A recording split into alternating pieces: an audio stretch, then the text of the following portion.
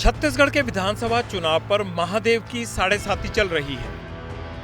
508 करोड़ देने का दावा करने वाला शख्स कैमरा पर खुलकर बाहर आ गया है। पहले उसका बयान देख लीजिए, फिर बाकी की पड़ताल। महादेव बुक का ओनर मैं ही हूँ। ये तो बहुत ही छोटे से काम चालू हुआ था, उसके बाद धीरे धीरे काम बढ़ता गया। अब काम बढ़ता गया, उसके बाद हमारा लाइफस्टाइल भी चेंज होता गया क्योंकि पैसा बहुत आ रहे थे। 8 मिनट का ये वो ऑडियो बयान है जो शुभम सोनी ने दुबई से जारी किया। शुभम खुद को महादेव बैटिंग ऐप का मालिक बताता है। शुभम के इस बयान में जो बड़े खुलासे हुए, पहले उन पर गौर कीजिए। मैं सितंबर 2020 में दुबई आया।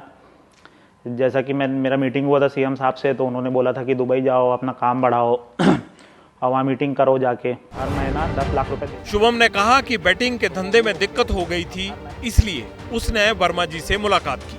हफ्ता तय हुआ 10 लाख रुपए महीना। लेकिन एबीपी न्यूज से बातचीत में विनोद वर्मा ने आरोपों को बेबुनियाद बताया।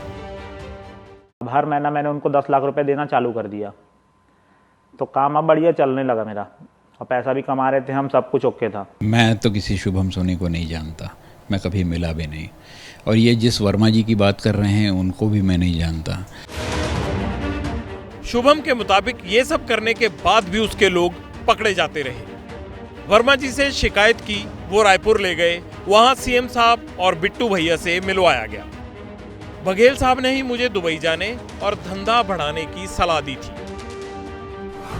तो मैं गया और मीटिंग भी हुआ मेरा कई लोगों से, तो 2 लोग के साथ मेरा यहाँ बिजनेस भी सेट हो गया और अच्छा खासा काम भी बढ़ने लगा, सब कुछ ओके चलने लगा।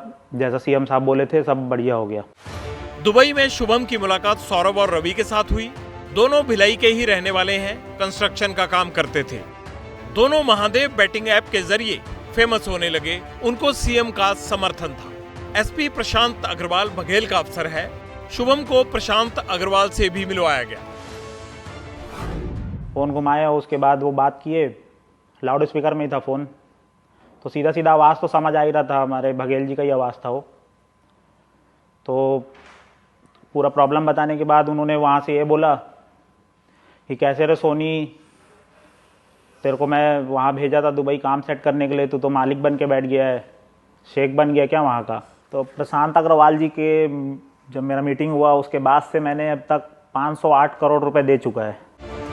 लेकिन प्रशांत अग्रवाल अब इस मुद्दे पर कैमरे के सामने आकर कुछ कहना नहीं चाहते। मैं पॉलिटिकल सिस्टम में फंसकर परेशान हूं, मुझ पर जबरदस्ती ईडी के केस बनाए गए।